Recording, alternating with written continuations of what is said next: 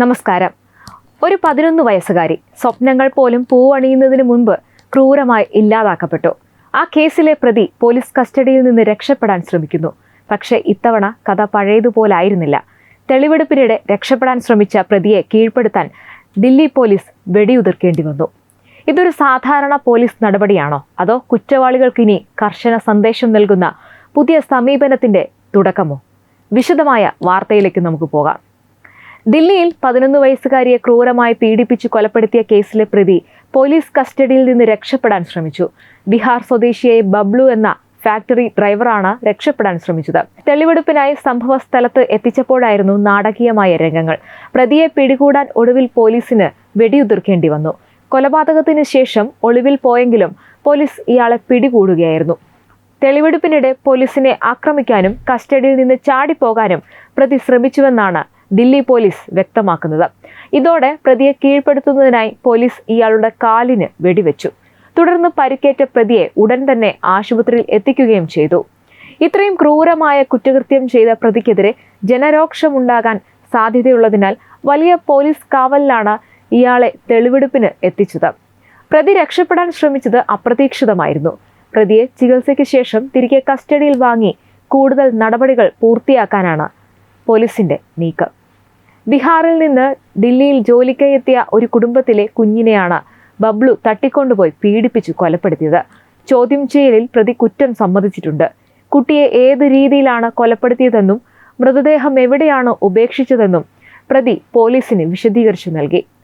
നിലവിൽ പോസ്റ്റ്മോർട്ടം നടപടികൾ പൂർത്തിയാക്കി ബന്ധുക്കൾക്ക് കുട്ടിയുടെ മൃതദേഹം വിട്ടു നൽകാനുള്ള നടപടികൾ പോലീസ് സ്വീകരിച്ചു വരികയാണ്.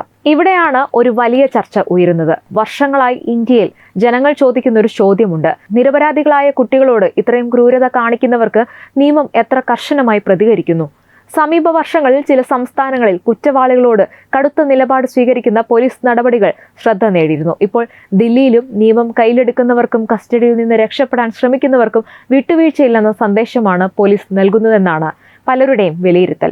തീർച്ചയായും അന്തിമ ശിക്ഷ തീരുമാനിക്കേണ്ടത് കോടതിയാണ്. എന്നാൽ അന്വേഷണത്തിനിടയിൽ പോലീസിനെ ആക്രമിക്കുകയോ രക്ഷപ്പെടാൻ ശ്രമിക്കുകയോ ചെയ്താൽ അതിനെ ശക്തമായി നേരിടുമെന്ന സന്ദേശം ഇത്തരം നടപടികൾ നൽകുന്നുവെന്നാണ് പൊതുജനങ്ങളിൽ നിന്ന് ഒരു വിഭാഗത്തിന്റെ അഭിപ്രായം.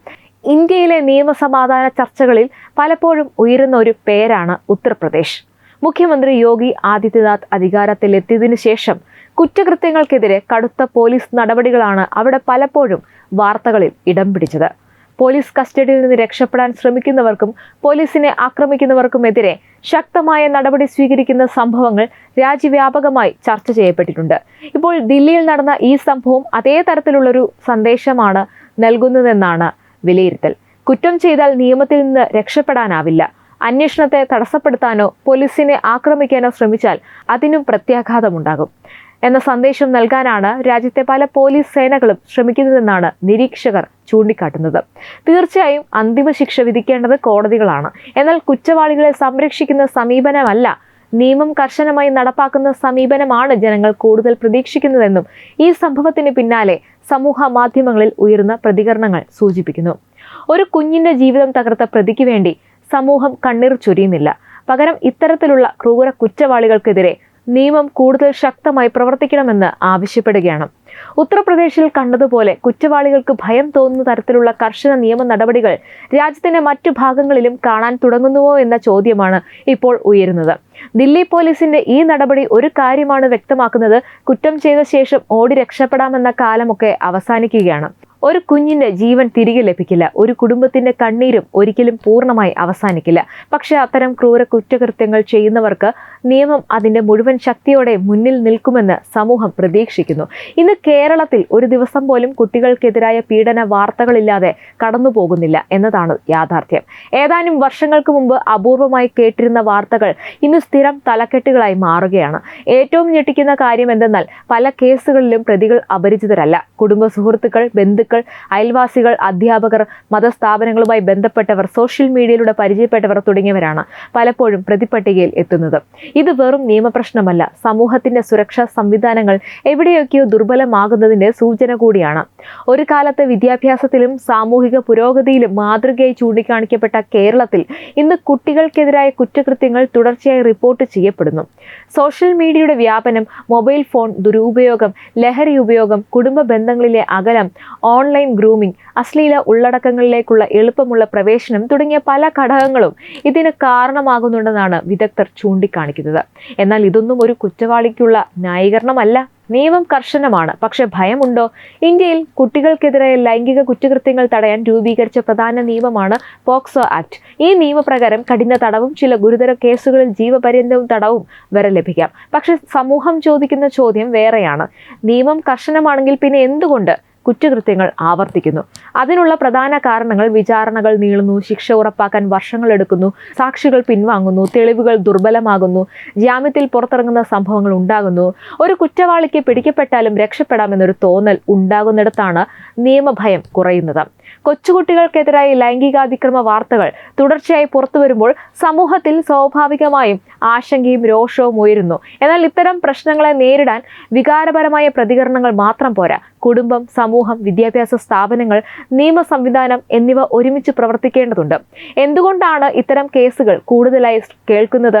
രണ്ട് കാര്യങ്ങൾ ഇവിടെ ശ്രദ്ധിക്കണം. ഒന്ന്, യഥാർത്ഥത്തിൽ ചില തരത്തിലുള്ള കുറ്റകൃത്യങ്ങൾ വർദ്ധിക്കുന്നതായുള്ള ആശങ്കയുണ്ട്. രണ്ടാമത്, മുമ്പ് പുറത്തു വരാതെ പോയിരുന്ന പല സംഭവങ്ങളും ഇപ്പോൾ കൂടുതൽ റിപ്പോർട്ട് ചെയ്യപ്പെടുകയും പരാതികൾ നൽകപ്പെടുകയും ചെയ്യുന്നു. അതിനാൽ വാർത്തകളുടെ എണ്ണം കൂടുന്നതും കാണാം. എന്നാൽ ഏതായാലും കുട്ടികൾക്കെതിരായ അതിക്രമങ്ങൾ ഒരു സമൂഹത്തിനും അംഗീകരിക്കാനാവാത്തതാണ്. പ്രതികൾക്ക് തക്കതായ ശിക്ഷ ലഭിക്കുന്നുണ്ടോ? ഇന്ത്യയിൽ കുട്ടികൾക്കെതിരായ ലൈംഗികാതിക്രമ കേസുകൾക്ക് കർശനമായ നിയമങ്ങളുണ്ട്. പ്രത്യേകിച്ച് പോക്സോ ആക്ട് പ്രകാരം കടുത്ത ശിക്ഷകൾ നൽകാൻ വ്യവസ്ഥയുണ്ട്. പക്ഷേ ജനങ്ങൾക്കിടയിൽ ഉയരുന്ന പ്രധാന പരാതി അന്വേഷണം വൈകുന്നു, വിചാരണ വർഷങ്ങളോളം നീളുന്നു, ചില കേസുകളിൽ കുറ്റവാളികൾ ജാമ്യത്തിൽ പുറത്തിറങ്ങുന്നു, ശിക്ഷാവിധി വരാൻ ഏറെ സമയമെടുക്കുന്നു എന്നൊക്കെയാണ്. ഇതൊക്കെയാണ് നിയമഭയം കുറഞ്ഞു പോകുന്നുണ്ടോ എന്ന സംശയത്തിന് കാരണമാകുന്നത്. ഇതിനെ എങ്ങനെ നമുക്ക് പ്രതിരോധിക്കാം? കുടുംബങ്ങളിൽ തുറന്ന സംഭാഷണം വേണം. കുട്ടികളെ ഭയപ്പെടുത്താതെ തന്നെ ഗുഡ് ടച്ച്, ബാഡ് ടച്ച് ഒക്കെ പഠിപ്പിക്കണം. അപരിചിതരോട് മാത്രമല്ല, പരിചയമുള്ള ആളുകളോടും ജാഗ്രത പാലിക്കണമെന്ന് കുട്ടികൾക്ക് മനസ്സിലാക്കി കൊടുക്കണം. കുട്ടികൾക്ക് പരാതിപ്പെടാനുള്ള ധൈര്യം നൽകണം. ആരെങ്കിലും എന്തെങ്കിലും തെറ്റ് ചെയ്താൽ ഉടനെ അമ്മയോടോ അച്ഛനോടോ പറയണമെന്ന വിശ്വാസം കുട്ടികളിൽ വളർത്തണം. സ്കൂളുകളിൽ നിർബന്ധിത ബോധവൽക്കരണം, ലൈംഗിക സുരക്ഷ, ഓൺലൈൻ സുരക്ഷ, സ്വയം സംരക്ഷണം എന്നിവയെക്കുറിച്ചുള്ള ക്ലാസുകൾ കൂടുതൽ ശക്തമാക്കണം. വേഗത്തിലുള്ള അന്വേഷണം, കുട്ടികൾക്കെതിരായ കേസുകൾക്ക് പ്രത്യേക അന്വേഷണ സംഘങ്ങളും സമയബന്ധിത വിചാരണയും ഉറപ്പാക്കണം. സമൂഹത്തിന്റെ ജാഗ്രത, സംശയകരമായ സാഹചര്യങ്ങൾ കണ്ടാൽ മിണ്ടാതിരിക്കാതെ റിപ്പോർട്ട് ചെയ്യാനുള്ള സംസ്കാരം വളരണം. ഒരു കുട്ടി പീഡിപ്പിക്കപ്പെടുമ്പോൾ അത് ഒരു കുടുംബത്തിന്റെ മാത്രം ദുരന്തമല്ല, അത് സമൂഹത്തിന്റെ പരാജയമാണ്. നിയമം കർശനമാകണം, അന്വേഷണം വേഗത്തിലാക്കണം, ശിക്ഷ ഉറപ്പാക്കണം. എന്നാൽ അതിനേക്കാൾ പ്രധാനമാണ് ഒരു കുട്ടി പോലും അടുത്ത് ഇരയാകാതിരിക്കാനുള്ള ജാഗ്രത.